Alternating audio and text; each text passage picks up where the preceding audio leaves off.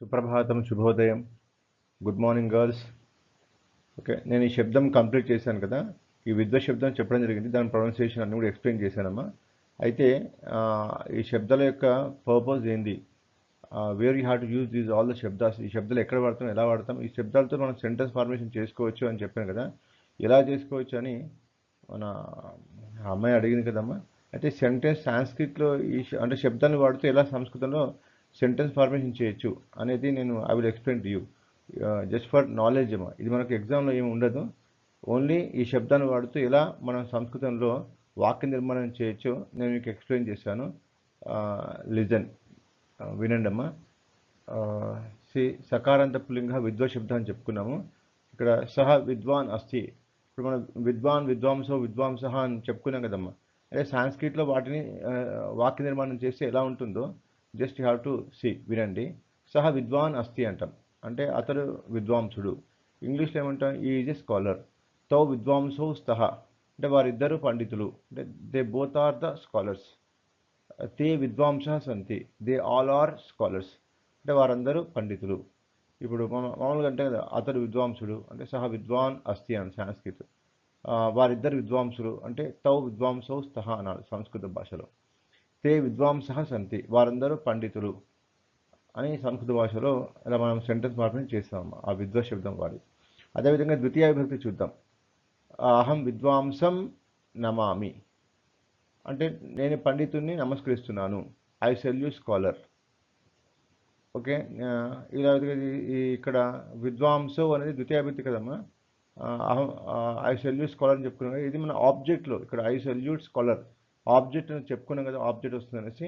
Sentence formation ఏ విధంగా ఉంటుంది, రూపం అహం విద్వాంసం నమామి, నేను పండితుణ్ణి నమస్కరిస్తున్నాను అట్లా. ఇంగ్లీష్లో అయితే ఐ సెల్యూట్ స్కాలర్ అంటాం. అహం విద్వాంసౌ నమామి, ఐ సెల్యూట్ టూ స్కాలర్స్, అంటే నేను ఇద్దరు పండితులను నమస్కరిస్తున్నాను. ఇక్కడ ను అనేది మనం తెలుగులో వాడతాం అన్నమాట. అహం విదుషః నమామి, ఐ సెల్యూట్ మెనీ స్కాలర్స్, అంటే నేను చాలామంది పండితులను నమస్కరిస్తున్నాను. మనం తెలుగులో నేను చాలామంది పండితులను నమస్కరిస్తున్నాను అంటే సంస్కృత ఏమనాలి, అహం విదుషః నమామి, అలా వస్తుందన్నమాట సెంటెన్స్ ఫార్మేషన్. అదేవిధంగా now you have to observe the తృతీయ వ్యక్తి. అహం విదుషా వదామి, ఐ టాక్ విత్ స్కాలర్, నేను పండితునితో మాట్లాడుతున్నాను. అంటే మన సాంస్క్రిట్లో అహం విదుషా వదామి, మన తృతీయ వ్యక్తులు విదుషా, విద్వద్భ్యాం, విద్వద్భి అని చెప్పుకున్నాం కదా. ఈ విదుషా అనేది ఎలా వాడతాం సెంటెన్సెస్లో, అహం విదుషా వదామి, నేను పండితునితో మాట్లాడుతున్నాను. అహం విదుషా చిత్రం గచ్చామి, నేను పండితునితో సినిమా వెళ్తున్నాను. ఇక్కడ సహా కూడా వాడితే అహం విదుషా సహా అంటే కలిసి, నేను పండితునితో కలిసి చిత్రం గచ్చామి, సినిమా వెళ్తున్నాను అట్లా. విదుషా సహా కూడా వాడచ్చు. జస్ట్ విదుషా సంభాషణం కరోమి, అహం విదుషా సంభాషణం కరోమి, నేను పండితునితో మాట్లాడుతున్నాను. ఐ టాక్ విత్ స్కాలర్ అని ఇట్లా మనము చెప్పుకోవచ్చు అన్నమాట. అదేవిధంగా సెంటెన్స్ ఫార్మేషన్ చేసుకోవచ్చు. అహం విద్వద్భ్యాం వదామి, నేను ఇద్దరు పండితులతో మాట్లాడుతున్నాను. లేదా సంభాషణం కరోమి, అహం విద్వద్భ్యాం సంభాషణం కరోమి, అహం విద్వద్భ్యాం వదామి, అంటే ఇద్దరు పండితులతో మాట్లాడుతున్నాను అని. I talk with two scholars అని వస్తుంది అనమాట. అహం విద్వద్భిః వదామి, I talk with many scholars, అంటే చాలామంది పండితులతో మాట్లాడుతున్నాను. పండితులతో అని చెప్పుకున్నాం కదా, అంటే ఒక పండితులతో, ఇద్దరు పండితులతో, చాలామంది పండితులతో అని చెప్పుకున్నాం కదా మన తృతీయ వ్యక్తిలో. అదే మన ఇంగ్లీష్లో అయితే I talk with scholar, I talk with two scholars, I talk with many scholars ఇలా వస్తుందన్నమాట. ఓకే, అదేవిధంగా now you have to observe the Chaturthi భక్తిలో. అహం విదుషే దదామి, ఐ గివ్ ఫర్ స్కాలర్, నేను పండితుని కొరకు ఇస్తున్నాను. అహం విదుషే చాకలేహం దదామి, అహం విదుషే ధనం దదామి, అహం విదుషే పుస్తకం దదామి. ఈ విధంగా మనము సెంటెన్స్ ఫార్మేషన్ చేసుకోవచ్చు అనమాట. అహం విద్వద్భ్యాం దదామి, I give for two scholars, నేను ఇద్దరు పండితుల కొరకు ఇస్తున్నాను. అహం విద్వద్భ్యాం పుస్తకం దదామి, అంటే ఇద్దరు పండితుల కొరకు పుస్తకం ఇస్తున్నాను. అహం విద్వద్భ్యాం ప్రసాదం నైవేద్యం దదామి, అంటే ఇద్దరు పండితుల కొరకు నైవేద్యం ఇస్తున్నాను. ఇలా వస్తుందన్నమాట సెంటెన్స్. చతుర్థి భక్తి ద్వివచనం అది. Now you have to observe the బహువచనం. అహం విద్వద్భ్యః దదామి, నేను చాలామంది పండితుల కొరకు ఇస్తున్నాను. ఏమైనా చెప్పుకోవచ్చు. ఇస్తున్నట్టు అహం విద్వద్భ్యః సంగణక యంత్రం దదామి, అహం విద్వద్భ్యః ధనం దదామి, అహం విద్వద్భ్యః నైవేద్యం ప్రసాదం దూరదర్శనం దదామి, అహం లేఖనిం దదామి, ఇట్లా అహం విద్వద్భ్యః దదామి అంటే పండితుల కొరకు ఇస్తున్నాను. ఈ విధంగా మనం చతుర్థి భక్తుల సెంటెన్స్ ఫార్మేషన్ చేసుకోవచ్చు.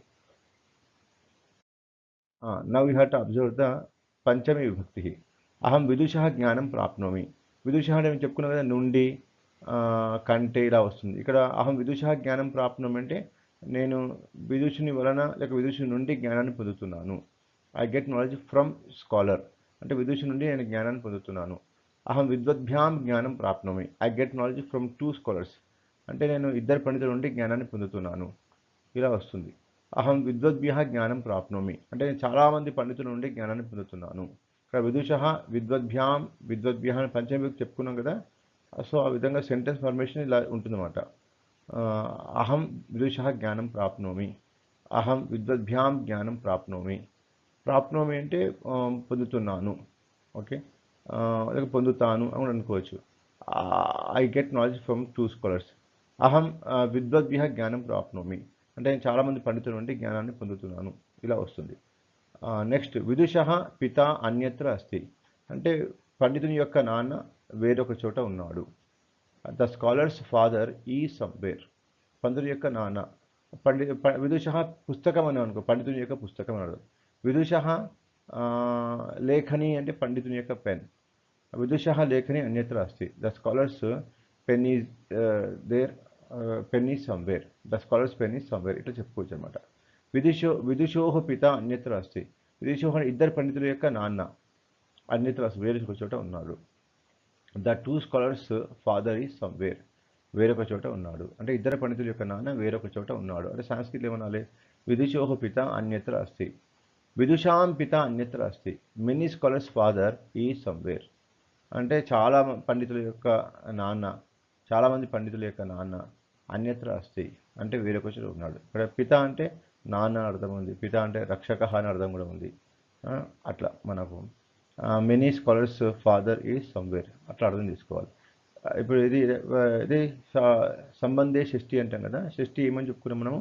విదుషः, విదుషోః, విదుషాం వస్తుంది. ఓకే, విదుషः పుస్తకం అంటే పండితుని యొక్క పుస్తకం. అన్యత్ర అస్తి విదుషः పిత అన్యత్ర అస్తి.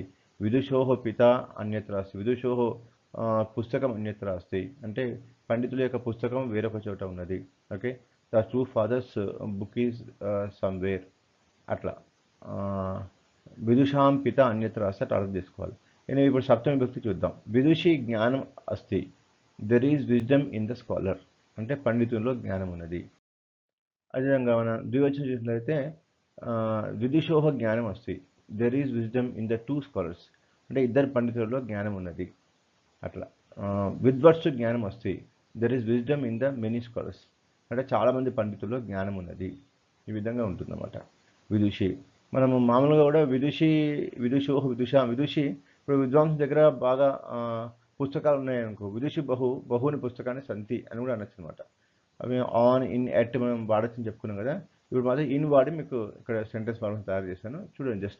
జస్ట్ ఫర్ నాలెడ్జ్ సంస్కృతంలో వాక్య నిర్మాణం ఎలా చేయొచ్చో మనం తెలుసుకోవడం కొరకు ఈ ప్రక్రియ ఏదైతే మనకు ఉపయోగపడుతుందన్నమాట. హే విద్వన్ ఆగచ్చతు, ఓ స్కాలర్ కమ్ హియర్. ఓ పండితురా ఇలారా. హే విద్వాంసో ఆగచ్చతాం, ఓ 2 స్కాలర్స్ కమ్ హియర్. ఓ ఇద్దరు పండితులారా ఇలా రండి. హే విద్వాంసః ఆగచ్చంతు, ఓ మెనీ స్కాలర్స్ కమ్ హియర్. ఓ చాలామంది పండితులారా ఇలా రండి అని ఈ శబ్దాలు మనం ఈ విధంగా సెంటెన్సెస్లో వాడతామమ్మా. మనం మామూలుగా మనకి ఎగ్జామ్లో ఒట్టి శబ్దం మాత్రం బట్టి కొట్టిస్తారు, అది యాజ్ ఇట్ ఈస్గా రాయమని చెప్తారు. బట్ దాని వెనకాల ఇంత నాలెడ్జ్ ఉంటుందన్నమాట. సెంటెన్స్ ఫార్మేషన్ అంటే స్పోకెన్ సాంస్క్రిట్ మనకు సిలబస్లో ఉంటే సెంటెన్స్ ఫార్మేషన్ సహా ఈ సిలబస్ నేర్పిస్తే ఇంకా మీకు బెనిఫిట్ వస్తుంది అన్నమాట. బెనిఫిట్ ఏంటంటే you can talk in Sanskrit language, you can understand Sanskrit language. సంస్కృతిలో మనం మాట్లాడుతుంటే మనకు అర్థమవుతుంది. అదేవిధంగా సంస్కృతిలో మనం స్వయం కూడా మాట్లాడేటువంటి శక్తి సామర్థ్యాలు పెరుగుతాయి. మనం గవర్నమెంట్ని వీఆర్ రిక్వెస్టింగ్, ప్రభుత్వాన్ని మనం పాఠ్యపరంగా పెద్దలను అడుగుతున్న స్పోకెన్ సాంస్క్రిటే పెట్టండి అని. But it's take rough time. మెల్లిమెల్లిగా డెఫినెట్లీ మనకు బిగ్ చేంజింగ్ విల్ కమ్. ఈ స్పోకెన్ సాంస్క్రిట్ అనేది పెడితే మనకు సంస్కృతిలో మాట్లాడుకోవడం, సంస్కృతిలో నేను మాట్లాడుతున్న మీకు అర్థం కావడం, మీరు సంస్కృతిలో మాట్లాడగలగడం ఇవన్నీ జరుగుతుంటాయి అన్నమాట. పరివర్తనం అనేది మంది ఆగచ్చత్యమా. ఇప్పుడు మీరు ఈ సంవత్సరం ఏంటంటే శబ్దం బట్టి కొట్టాలి, బట్టి శబ్దం రాస్తే దానికి మార్క్స్ ఉన్నాయన్నమాట. కానీ వాటిని జస్ట్ ఫర్ నాలెడ్జ్ ఈ శబ్దాన్ని సంస్కృత వాక్యాలలో ఎలా ఉపయోగిస్తారు, ఆ సంస్కృత వాక్యాలు ఎలా ఉంటాయి అని చెప్పడం కొరకు, నాలెడ్జ్ కొరకు అనేసి మీకు చెప్పడం జరిగింది.